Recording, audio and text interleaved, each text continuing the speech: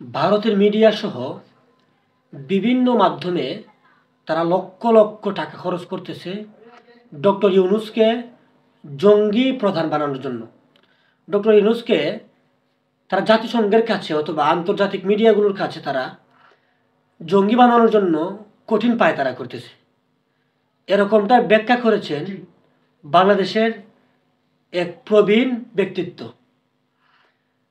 তো ভাই, যেই লোকটাকে ভারতের মতো সন্ত্রাস মিডিয়া বা ভারতের মতো সন্ত্রাসীরা জঙ্গি বলতে পারে, সেই লোকটা বাংলাদেশের জন্য কত ভালো কাজ করতেছে বিষয়টা একটু বুঝুন।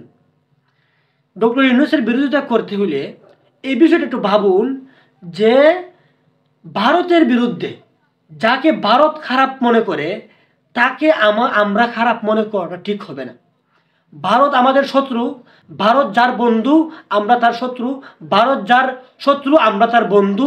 এই হিসেবে হলেও কমপক্ষে ডক্টর ইউনূসকে আমাদের বন্ধু মনে করা দরকার, ডক্টর ইউনূসকে সাপোর্ট করা দরকার, ডক্টর ইউনূসকে আগামী যতদিন চায় উনি এই রাষ্ট্রশাসক হয়ে থাকার সুযোগ দেওয়া দরকার। কারণ ওনার মাধ্যমে এই পর্যন্ত দেশের যতটুকু উন্নতি হয়েছে তা আন্তর্জাতিক পর্যায়ে হাসিনা সহ বাংলার কোনো বাপের বেটার সাহস নাই বা বাংলার কোনো বাপের বেটার সুযোগ নাই যে ওই পর্যায়ে পর্যন্ত গিয়ে দেশকে এগিয়ে দেওয়া অথবা দেশকে সাপোর্ট করা।